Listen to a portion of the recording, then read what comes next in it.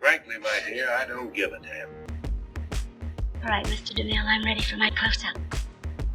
He's looking at you, kid. Hola gente, bienvenidos nuevamente a Sinergia, diseccionando el cine. Yo soy Majo. Y yo soy Val. Y el día de hoy vamos a hablar del documental The Dissident del 2020 del director Brian Fogel. Este documental básicamente te narra los hechos del asesinato en 2018 del periodista Jamal Khashoggi. Era el saudí que trabaja para el Washington Post y pues básicamente fue brutalmente asesinado en el consulado de Arabia Saudita en Estambul, Turquía. Y te narra todos los hechos que pues básicamente lo llevaron a que políticamente no se encontrara en favor de la monarquía de Arabia Saudita o la Casa Saud, si de repente me refiero a ellos de esa manera. Y pues básicamente el documental te muestra qué llevó, les digo, a Kamal a que pues no estuviera en esta posición política. Te explica de una manera coherente cómo es que el príncipe Mohammed bin Salman, o MBS, como es su nombre es muy largo, entonces también en algún momento me voy a referir a él como MBS o príncipe, para que entiendan que es él. Pues básicamente ha buscado absorber todo o tener todo el poder dentro de Arabia Saudita, haciendo que pues su implicación dentro de este asesinato sea muchísimo más fuerte, no nada más porque es pues, el príncipe, sino también porque pues se ve que es el futuro rey y si ya está en este punto tiene un poderío casi ilimitado, me gustaría decir, pues qué va a ser de él a futuro, ¿no? Pues bueno, este documental salió el 25 de diciembre del 2020, no es viejo, toca una temática o un tema muy fuerte en el mundo de las relaciones internacionales. Es una de las razones por la cual lo recomendé para esta sección. Lo había visto ya en enero, febrero, y me había gustado mucho su formato, hablando como de cine, puesto que pareciera que estás viendo una película como de suspenso, porque la editan de tal manera, usan el sonido a su favor y usan la edición a que sea muchísimo más entretenido, a mi parecer. En cuanto al tema ya general sobre pues, el asesinato de este gran periodista, pues se me hizo muy interesante en ese momento su muerte. Sí lo conocía en el 2018, yo empecé a estudiar relaciones internacionales. Me gusta mucho la región de Medio Oriente y el hecho de que pues sí fuera un prominente periodista del Washington Post, pues, o sea, cuando estaba no soy fan del Washington Post, pero sabía que la crítica de Kamal, a pesar de que llevaba poco ya estudiando CRI, era de que iba a dar su opinión contundente sobre lo que estaba pasando en Arabia Saudita, entonces era de los pocos periodistas en periódicos americanos que en realidad sí me gustaba. Entonces enterarme de que fue asesinado fue impactante en el sentido de que fue en un consulado, creo que no te terminan de mostrar bien cuál fue el problema o la relación que tienen Arabia Saudita-Turquía y todo lo que pasa como que dentro de los consulados, porque hay que recordar que cuando estás en un consulado, en una embajada, ese lugar es del lugar de la embajada, o sea, estás en territorio saudí, no en territorio turco.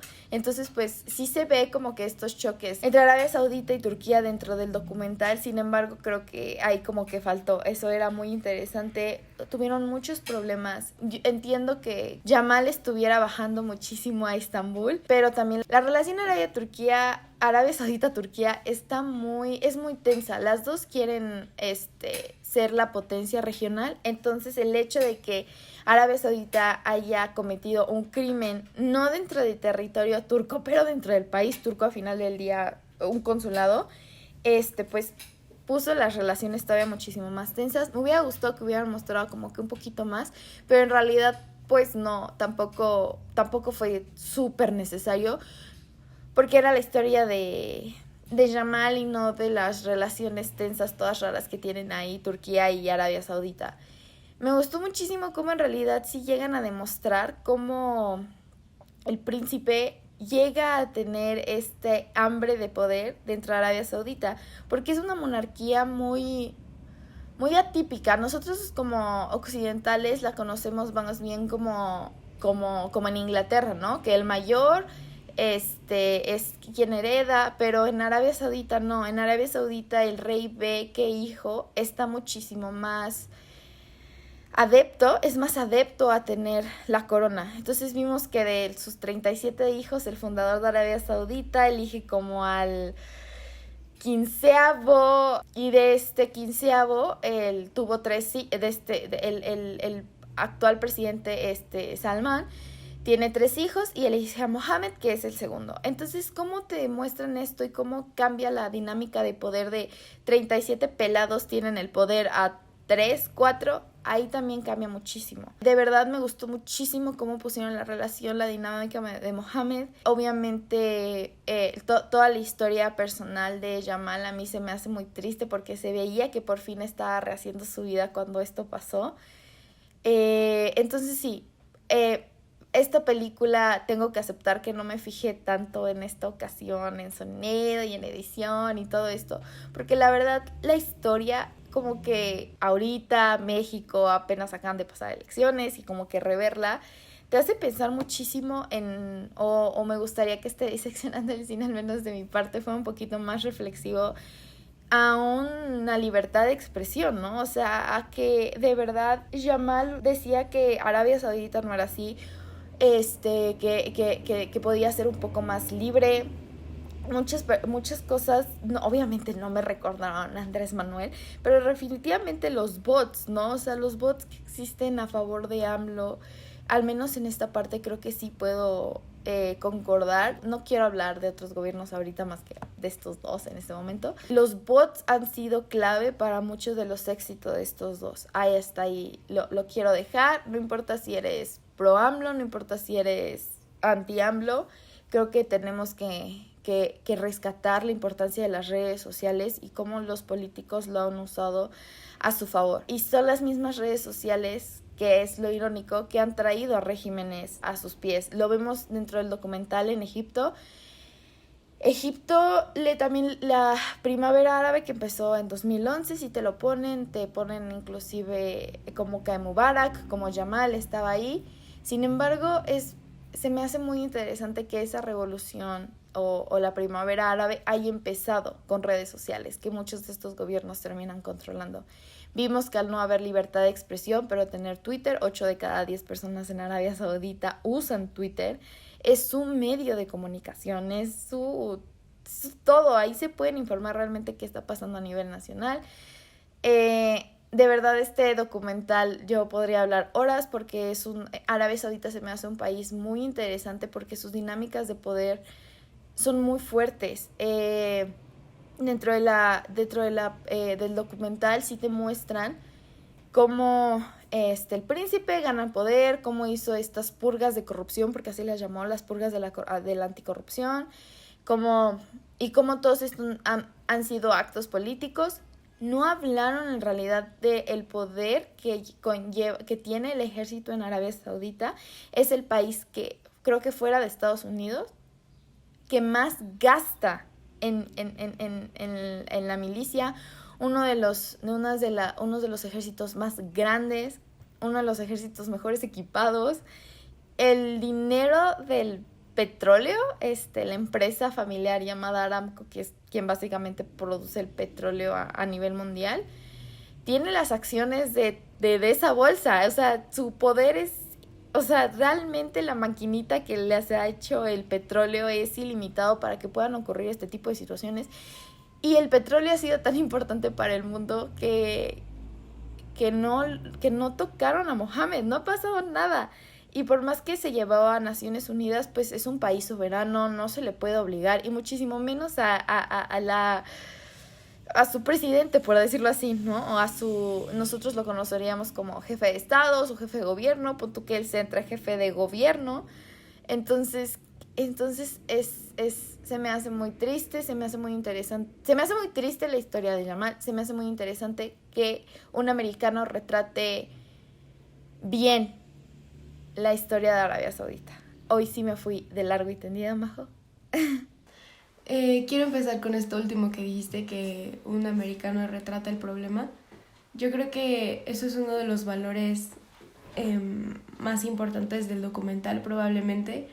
Lo veíamos con Chris Marker o con Jean-Luc Godard, cuando él decía que quería retratar la guerra de Vietnam, pero los vietnamitas no lo dejaron pasar porque pensaron que él estaba en favor de los estadounidenses. Y Godard dijo, no, pues no me voy a quedar de brazos cruzados, yo quiero hablar de la guerra, yo quiero hacer que se escuche este problema desde el lado correcto, ¿no? Entonces, yo creo que esa es una de las cosas más valiosas que probablemente tienen los documentales, cuando una persona que el problema probablemente no le esté afectando directamente y que tiene la posibilidad de hablar de él, porque pues ya sabemos, como lo vimos en este documental, pues Jamal es asesinado por la falta de libertad de expresión, y pues yo creo que eso es una historia muy recurrente en periodistas. Cuando empezó el documental yo estaba diciendo, pero pues ¿qué hace Jamal, no? Y ya lo busqué y vi que era periodista y dije, ok, ya entendí por qué lo mataron. A mí, al contrario de ti, sí me hubiera gustado, o sea, yo viéndolo desde ojos de no internacionalista, de persona que no ha estudiado probablemente el problema o no ha tenido esa conversación en la escuela, por ejemplo, sí me hubiera gustado que pusieran un poco del contexto de la problemática, ¿no? Entre Arabia Saudí y Turquía, que tú mencionas ahorita, porque, no sé, o sea, siento que estoy un poco perdida y a eso me voy a la longitud del documental. El documental dura 2 horas. Tiene tomas muy lentas, las tomas de la ciudad, de los edificios, del laguito. Siento que esas tomas sobran. Probablemente las hubieran usado al principio, medio y final para establecer al espectador un poco en dónde está, ¿no? En dónde está parado. Pero siento que esas tomas le quitan tiempo de información valiosa al documental. No estoy diciendo que el documental le falte información, sino que podría haber tenido un poco más, o sea, ser un poquito más amigable con aquellos que no conocemos el contexto. Que sí lo ponen, pero no tan extenso, creo yo. Creo que es clara la postura de Bryan Fogel. Siempre en las películas de quien sea, ya lo hemos dicho muchas veces, se va a ver la postura de quien está filmando, ¿no? De quien está atrás de la cámara. El formato del documental, lo que dices que te gusta, que parece una película de misterio, pero en realidad es un tema pues fuerte de la vida real. También creo que eso es algo que me gusta mucho de los documentales, que puede tener literalmente cualquier formato. Como lo decíamos en la mesa redonda, puede ser desde Nat Geo aburridísimo, voz en off, lenta, que a varios de nosotros nos gusta, o puede ser esto, ¿no? Y bueno, hay muchos medios, o sea, no es blanco-negro, hay muchos grises en medio, pero puede ser esto, y creo que esto está bien porque es muy user-friendly. Eso es muy amigable al espectador y no te va a aburrir. A mí me aburrió un poquito porque... bueno, pero porque ya me estoy fijando en cosas. O sea, por ejemplo, estas tomas largas que digo, ¿por qué son tan largas? O sea, ya me estoy cuestionando otras cosas que a lo mejor, que obviamente un espectador que no tenga como a lo mejor estas bases, no se va a distraer por eso, ¿no? Pero creo que le tengo que dar una segunda vista. Probablemente sí tenga que documentarme un poquito más acerca de el conflicto. A lo cual, nuevamente, la duración. Creo que aparte de que eso les faltó tiempo, probablemente. O sea, es que son muchas cosas. O sea, son muchas cosas de las que están hablando y probablemente es mucho bombardeo de información en cuanto al tema del asesinato de Jamal. Pero siento que el documental o dura mucho o podría haber durado mucho más. Y creo que le tuvieron miedo a hacer un documental, no sé, de 4 horas. Porque pues muchas veces escuchamos que la gente dice, no, pues es que ya me aburrí. Pero cuando un documental o una película es muy buena, de verdad, 2 horas se te pasan en media hora. Y a mí este documental, 20 minutos, se me pasaron en 1 hora. O sea, se me hizo muy largo. Porque probablemente, no sé qué tenga el formato, pero se me hizo muy largo y siento que no debería haber sido así. No sé si me explico. Sí, a mí al contrario se me pasó muy rápido. Te digo que la problemática de Arabia Saudita me ha gustado muchísimo. La región de Medio Oriente es caótica desde sus inicios. Conociendo el conflicto, viendo el documental, el hecho de que nos hubiéramos metido, yo creo que más, no tanto a la Casa Saud, no tanto al país, o sea, ¿cómo explicarlo? Si te hubieras metido más, creo que el enfoque principal que iba a ser Jamal se iba a perder. porque la dinámica en Medio Oriente, la dinámica dentro de Arabia Saudita es complicada. Tú hubieras recibido el bombardeo de información, es muchísimo. O sea, podríamos hacer un documental de 10 horas porque es muy... Porque aparte la posición de Arabia Saudita dentro de Medio Oriente es privilegiada. O sea, ahorita lo que puedo decir es uno de los países más grandes, es uno de los mayores productores de petróleo, ya lo mencioné, tiene el ejército más grande,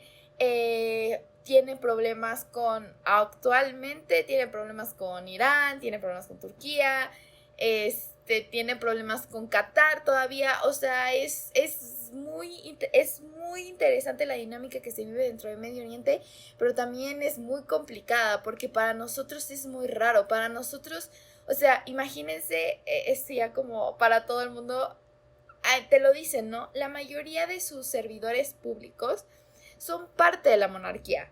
Por eso ves que el príncipe no sé qué, secretario, ya son ministros, una disculpa, ministro de Relaciones Exteriores, el príncipe no sé qué, ministro de Economía, el príncipe, la mayoría son príncipes. O sea, sí tienen una persona encargada o sí tienen a su Marcelo Ebrard, por decirlo así, pero es un príncipe. Entonces es para nosotros, ya cuando te lo pones a ver, es muy raro.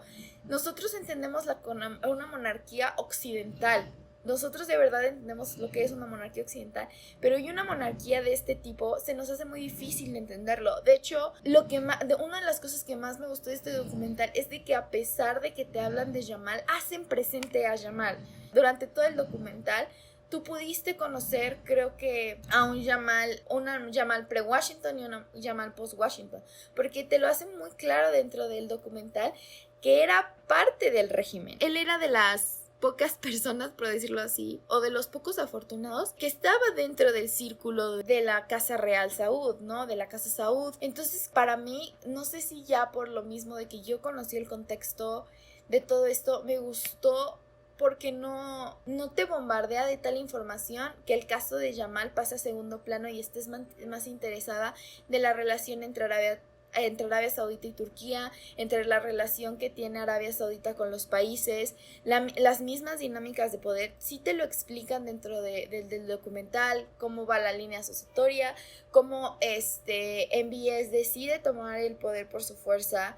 Pero al final del día creo que a mí me gustó ver la historia de Yamal y todas las implicaciones políticas que sí tenía Yamal. Otro punto que se me hizo como muy importante dentro del documental es que sí perfectamente vemos una inclinación del director pues hacia Yamal. No se vició en decir quiero contar lo que Arabia Saudita está diciendo, ¿no? O sea, quiero contar lo que el príncipe Mohammed está diciendo, a pesar de que sí te saca pequeños pedazos o fragmentos de videos del príncipe diciendo sobre el asesinato. Creo que perfectamente ves su inclinación, no tienes esto de ay, ¿a quién le irá? ¿A quién está maquillando? Creo que es muy claro hacia dónde se va la balanza. Al final condena, no de la manera que chance yo esperaba, pero al final del día condena a su mismo gobierno de decir, le sigues dando dinero a países que siguen sin respetar los derechos humanos. A mí se me hizo un documental que es amable para todos los espectadores. Amable en el sentido de que no necesitas estar tan enterado de lo que está pasando en Arabia Saudita o dentro de la región para poder entender por qué mataron a Yamal. Realmente no lo necesitas, para mi gusto, no lo necesitas. Está muy claro que fueron razones políticas, está muy claro que lo dicen dentro del documental, que Yamal pasó esas líneas, pero él siempre quiso empujarlas, que las líneas cada vez se fueran expandiendo y no lo lograron. Creo que también el shock que pasa del actual rey al príncipe y cómo cambia la dinámica de poder es muy fuerte, y pues esto hizo que pues Yamal lamentablemente no llegara a todo esto.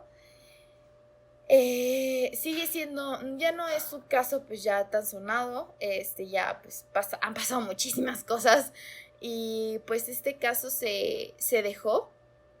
Creo que considerando cómo está el mundo, qué pasó en Estados Unidos, qué está pasando en México, qué está pasando en la Unión Europea, qué está pasando en Europa, qué está pasando en Rusia, porque había porque muchas veces son estos periodistas que nos están intentando contar la verdad, que fallecen en el intento, y creo que a todos se les debería hacer un documental, y que existen grandes opositores, ¿no? Ejemplo, en Rusia está Navalny, ¿no? Que irónicamente también es un periodista que, bueno, periodista no en el sentido amplio, más bien es como youtuber. Está muy interesante también su historia, pero lo acaban de envenenar no hace poquito tiempo, ¿no? Putin. Entonces son todas estas cosas que las personas que nos están queriendo dar la información a nosotros, ciudadanos de pie, pues están poniendo su vida en riesgo. Entonces me gustó que le dieran este reconocimiento a Jamal, porque fue una persona importante dentro de un círculo periodístico, sobre todo de Medio Oriente. Y pues la verdad, las personas que vieron cómo ascendía el príncipe Mohammed, pues buscaban que en realidad, o pensaron que se iba a hacer un cambio, algo muchísimo más moderno dentro de Arabia Saudita, pero pues no les gustan las críticas. Creo que no saben vivir con las críticas, y eso va a ser un problema en un futuro, ¿no? O sea, ¿qué va a pasar cuando hagan snap, ¿no? O sea, cuando ya no tenga la solvencia económica Arabia Saudita para poder hacer todo lo que hacen. Tienen un desperdicio, tienen un gasto gubernamental impresionante, un gasto, o sea, de verdad es obsceno. No puedo, o sea, cuando estuve leyendo cifras de Arabia Saudita, lo que ingresan de petróleo, ni siquiera puedo imaginar, o sea, no puedo visualizar los ceros, o sea, no puedo visualizar que exista esa cantidad de dinero, y no puedo visualizar que gasten eso y más. Entonces está interesante, o algo que, pues, no sé si estudian RI, si les interesa, pero es qué va a pasar cuando Arabia Saudita deje de tener estos ingresos económicos fuertísimos. Me gustó muchísimo, sentí muy satisfactorio que pusieran lo de la Visión 2030, es el programa fundamental del príncipe Mohammed. Pero el hecho que dijeran de que a partir del asesinato mucho se le cayó, de verdad muchísimo. Ahí te ponen el ejemplo de Bezos, ¿no? Pero bancos americanos, bancos europeos, muchísimo se le vino abajo. No comentaron que ese proyecto también está desplazando a personas del desierto en Arabia Saudita, que todavía siguen siendo nómadas, pero se sabe perfectamente que ahí viven, y está desplazando a estas personas. Les digo que sí, es muy complejo entender Arabia Saudita, pero pues al final, como cada país tiene intereses, termina vulnerando derechos humanos, que eso no debería estar pasando. Y el hecho de que sea un país petrolero que dé pues, algo fundamental a las personas, no debería quitar el hecho, a mi opinión, de que siga siendo pues juzgado, ¿no? Como vimos dentro del documental, se dice que básicamente se enjuiciaron a 5 personas, pero nunca se mostraron documentos. Aquí sería inaudito, o en un país, inclusive en México, sería inaudito que enjuiciaras a personas sin documentos, o sea, sin pruebas. Estaba viendo que dentro del documental no lo pusieron, pero yo vi en línea que habían ejecutado a 3, o a que al menos a 3 se les habían dado la pena de muerte, y ya habían ejecutado creo que a 1. Eso no estoy muy segura, pero es arbitrariamente. O sea, pudieron agarrar a cualquier persona y decir, aquí estamos los documentos, no lo vamos a enseñar, la Casa Saud está de acuerdo, y pues adiós, ¿no? Entonces creo que tiene cosas muy malas el gobierno el gobierno, la monarquía saudí. Yo podría irme aquí todo el día hablando de eso. De verdad es un país muy interesante, de verdad, búsquenlo. No se sesguen a decir, ay, Medio Oriente, desierto y ya, ¿no? Vean la infraestructura que tiene Arabia Saudita, o sea, es un país hasta cierto punto moderno. Vean los edificios. Cada vez que veo el Hotel Ritz allá en la capital, es precioso. O sea, de verdad estás viendo un palacio, no parece un hotel. Entonces deberíamos informarnos más, deberíamos agradecer a los periodistas que están poniendo literalmente su vida en riesgo para darnos información. Deberíamos darle más poder narrativo a los activistas de lo que en realidad está pasando, porque te cuentan, o seguimos a Omar, un buen amigo de Jamal, y pues pues esto, nada más decir que no se ha hecho justicia por él y que pues por ciertos medios de también me atreví a recomendarlo, porque pues este es un medio que siempre que empezamos con invitados es como de tú aquí tienes como que el foro libre, di lo que quieras, y pues creo que es esto, ¿no? Imagínense, nosotros, o al menos yo he tenido la libertad de ir diciendo por la vida lo que quiero, imagínense no poder, ¿no? Existe esta película de El juicio de los 7 en Chicago de Aaron Sorkin, ahorita está en Netflix, siempre se me va su nombre, pero es esta de los enjuiciados en Chicago, que hay una frase que usa es el personaje de Sacha Cohen Baron, que dice, le están preguntando en un juicio, obviamente está en un juicio, y le dice, dame un momento porque nunca me habían enjuiciado por mis pensamientos. Fue lo que le pasó a Jamal, lo enjuiciaron por pensar diferente al régimen, este documental te lo muestra, no me importa que esté obviamente inclinado a favor de Jamal, nada más es esto, ¿no? Imagínense que en su país y México podemos decir que no existe cierta libertad de expresión. Imagínense que te estén siguiendo los tweets ya con un ejército de bots literalmente ya catalogado. De verdad es impresionante, que de verdad me podría pasar horas. Le dije a Majo, yo creo que puede ser un podcast corto, no sé, callarme, en el sentido de que imagínense qué tan poderoso es que pudo hackear el teléfono de Jeff Bezos. O sea, Jeff Bezos es como wow, ¿no? Entonces nada más es esto, que cuidemos y valoremos nuestros pensamientos. Es un derecho humano, nadie nos debería estar diciendo que no. Y pues personas que agradecer, o yo abiertamente o públicamente, como lo quieran ver, a los periodistas muchas gracias, porque yo creo que sin sus reportajes, literalmente no podría estar estudiando relaciones internacionales. Y pues a todos estos documentaristas que pues tampoco me enteraría de muchas cosas de su trabajo, creo que es de aplaudirles, es de reconocerles y es de cuidarles para que en un futuro esto no vuelva a pasar y no tengamos más casos de Jamal. Dejando de un poquito de lado todo lo que acabas de decir, ¿vale?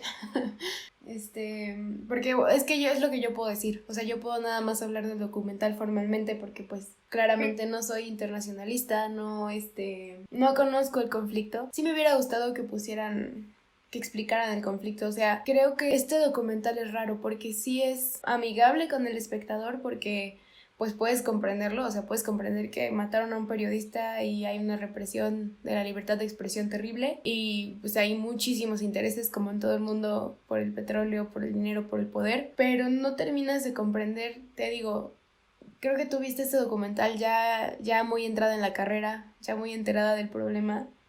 Yo no.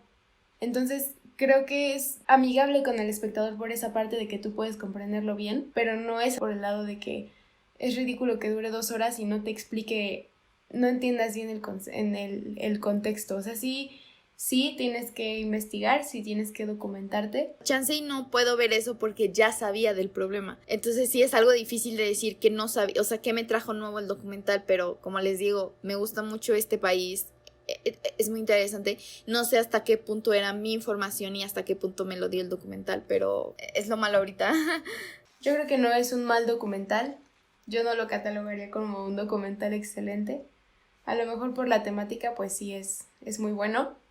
Es bueno hablar de estos temas y te digo, es bueno que los cineastas, en este caso Brian Fogel siendo estadounidense, hablar de un tema así, que no lo afecta a él directamente probablemente.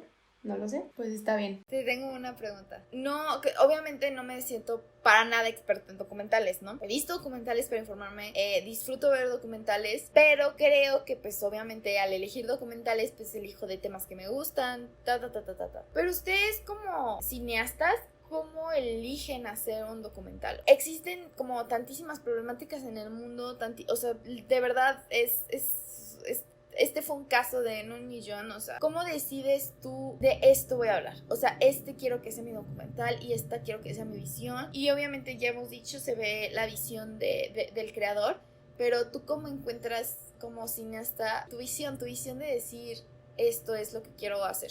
¿Lo vas viendo conforme a las entrevistas? Por ejemplo, yo creo que conforme a las entrevistas también o sea, vas formando muchísimo como tu documental, no nada más en estructura, sino como que en este feeling, ¿no? O sea, sí, dejarlo así, como que este feeling.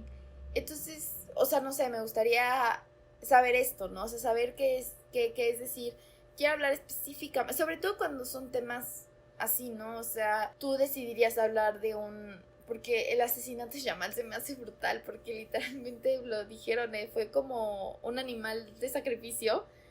Entonces, ¿cómo decides tú, voy a poner este tema afuera? Creo que depende mucho en qué contexto creciste. Te digo, por ejemplo, Godard, Agnes Barda, Chris Marker. Todas ellas fueron pues cineastas que creo que no crecieron en un contexto de pobreza. O sea, probablemente son parte de familias privilegiadas. Igual, pues mucha gente que puede estudiar cine, pues está dentro de una familia privilegiada, ¿no? No estoy diciendo que de una clase social altísima, pero creo que aquella persona que se anima a hacer documentales es porque está interesada en temas sociales importantes. Aunque también hay de otros, o sea, por ejemplo, como hablábamos en la mesa redonda igual de esta semana, que los documentales que en su momento sacó Discovery Channel, ¿no? Los que son falsos documentales, que nada más es por el gusto de hacer documentales y por el gusto de contar historias ficticias, ¿no? Darle vida, por ejemplo, a eso. Entonces, probablemente solo te puedo hablar por mí. Yo escogería hablar de un tema que tenga importancia en mi país, que tenga relevancia, por ejemplo, hablando de las elecciones, ¿no? Que acaban de ser. Yo lo que siempre he dicho es que no se trata de poner... Sí tienes que tener una postura clara al momento de hacer un documental, pero también tienes que entender que hay muchísimas otras posturas, o sea que la tuya no es la única. Y por ejemplo, si yo decidiera, no sé, hacer un documental sobre las elecciones que acaban de pasar, que es un tema que afecta muchísimo al país, yo siempre he dicho que, o sea, no se trata que, por ejemplo, tú seas de Morena y yo no sea de Morena, como decías hace un rato, ¿no? No importa que tú seas anti-AMLO o AMLover, como los llaman. O sea, no importa que tú hayas votado por X o Y partido. Lo que importa es que tienes que conocer tu país y que tienes que conocer cómo las decisiones afectan al país. Entonces, no sé si ya estoy divagando un poco, pero, o sea, el punto es que, por ejemplo, yo en mi documental no pondría como, ay, yo soy anti esto o yo soy pro esto, lo que sea. Yo pondría, como te dije hace un momento, todas las visiones, ¿no? De las personas. Y yo creo que en el documental es muy importante a los sujetos que son observados, dejarlos ser. Hablo como de ver el punto que tienen los que son a favor de tal partido, el punto que tienen los que son en contra, pruebas con respecto a lo que están diciendo. Porque, por ejemplo, muchas veces, hablando de Porfirio Díaz, ¿no? Que mucha gente lo ama y yo lo amaba hasta este año que me di cuenta viendo documentales justamente que Porfirio Díaz no fue nada bueno para la clase social más baja. La única clase que amaba a Porfirio Díaz era la clase alta, o sea, la burguesía, porque eran los únicos que salían beneficiados. Y en la escuela todo el tiempo probablemente no se nos habló de la clase social baja, o sí, yo no me acuerdo, pero siento que, por ejemplo, de Porfirio Díaz es un personaje que ha sido mal documentado en el sentido de que no se nos ha dado todas las caras de la moneda. Porfirio Díaz es un personaje en sí. No estoy a favor de todas las cosas que hizo, no estoy en contra de todas las cosas que hizo, nada más que estaba viendo por archivos que muchas personas de la clase social baja le escribían cartas le escribían. Sí, nada más había cartas. Bueno, le daban cartas para comunicarse con él diciendo que no tenían dinero y a veces Porfirio Díaz enviaba dinero. Entonces, no sé, creo, o sea, hizo el desplazo y básicamente hizo un genocidio indígena. En algunas maneras sí buscó ayudar a cierto sector de la población. Claramente enriqueció a la parte más privilegiada de México. No... A mí, ejemplo, todas esas personas que dicen, ay, es que el mejor presidente ha sido Porfirio Díaz, creo que nada más sostienen una narrativa. Los que dicen es que Porfirio Díaz ha sido el peor presidente de México, sostienen otra narrativa. Para mí el peor presidente de México ha sido López Portillo, pero ese es otro tema. De verdad creo que es más bien, creo que la belleza de los documentales es cómo toman estas narrativas, ¿no? O sea, cómo las toman y te muestran las dos partes te muestran una nueva parte y a mí, por ejemplo, me gusta esta parte que dijiste, ¿no? O sea, te tienes que ver reflejado como director, pero al final del día también tienes que dejar como tus ideales, ¿no? Para darle toda la información a las personas. Para mí es muy interesante, o sea, de verdad es interesante verlo, cómo lo ven desde un punto de vista muchísimo más artístico, ¿no? También cómo deciden hacerlo, el formato, ¿no? Creo que el formato también te habla muchísimo del director o de postproducción, te habla también muchísimo no sé, o sea, tú dices que hubo muchos tweets, pero creo que a mí los tweets me sirvieron para decir, estaba metidísimo, o sea, estaba metidísimo en redes sociales, y se me hace también interesante porque era una persona ya como de 60 años. Entonces una persona con Twitter a los 60 años es muy raro, o sea, es muy rara verla, ¿no? O sea, y aparte que esté tan activo en redes sociales. Pero bueno, yo me podría ir aquí. Me quiero disculpar porque en este punto sí salió mi RI interno. No, mi RI porque de verdad se me hace una pena que estén matando periodistas, ¿no? Aquí, en México, en nuestro país pasa, en Arabia Saudita, en Rusia, en China, en todos lados vamos a tener este tipo de casos. Creo que al ser tan importante que, y como dicen, era parte del sistema. El hecho que maten a un periodista parte del sistema te habla también de que sabe, del miedo que le tenían y de que se tienen que ser los gobiernos, no importa si eres una monarquía, si eres un parlamento, te tienes que hacer responsable de tus acciones. Y pues eso no ha pasado. En ningún país ha pasado y pues de verdad véanla. Si tienen alguna duda, tienen mi Instagram. De verdad, si tienen alguna duda, no nada más hoy, sino en otra ocasión, creo que se nos había pasado a decirlo. Ahí está dentro de la página de Sinergia, está nuestro Instagram en privado. Y pues espero que les haya gustado el programa. Fue muy diferente, lo sé, perdón. Hoy salió mucho mi RI interno en esta sección de cine, pero pues a veces es necesario. Entonces, pues hasta la próxima, amigos. Vean este documental y pues digamos qué piensan en los comentarios. Bye.